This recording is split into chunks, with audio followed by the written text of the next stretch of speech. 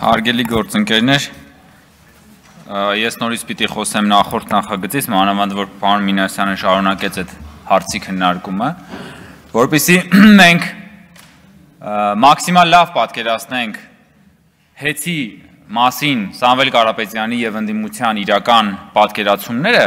շատ հեռուն պետք չի գնալ։ Սամվել Կարապետյանը դա ասել է, թքած ունեմ հեծի վրա։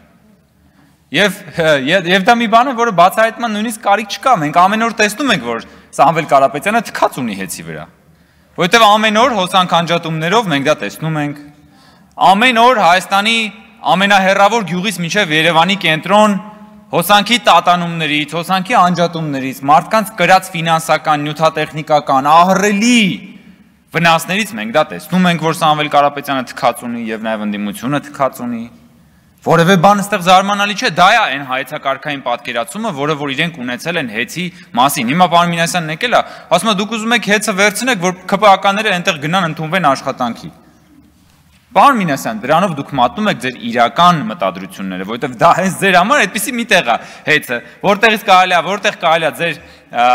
ներկայացուցիչներին տեղավորել աշխատանքի, որտեղ կարելի է մարդկանց ստիպելով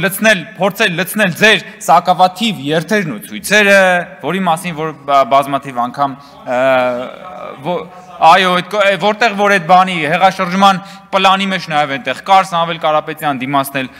մարդկանց թվականակեր նշված։ Եվ իդեպ ասեմ, որ նաև այդ մարդկանց դուք նկատի ունեք, որ իրանք խորը անասուն ազգ են, ինչպես որ ասում էր ձեր քաղաքական թիմակից եւ ձեր սրբազան Բագրատ Գալստանյանը։ Դուք հեծը դիտարկում եք որպես Հայաստանի դեմ մղվող հակապետական պայքարի հենակետ։ Այդքան բան։ Դուք եկեղեցին եք դիտարկում որպես Հայաստանի դեմ մղվող հակապետական պայքարի հենակետ։ Դուք դարձրել եք Հայաստանի դեմ մղվող հիբրիդային պատերազմի գործիք եւ ձեր այդ բոլոր բաները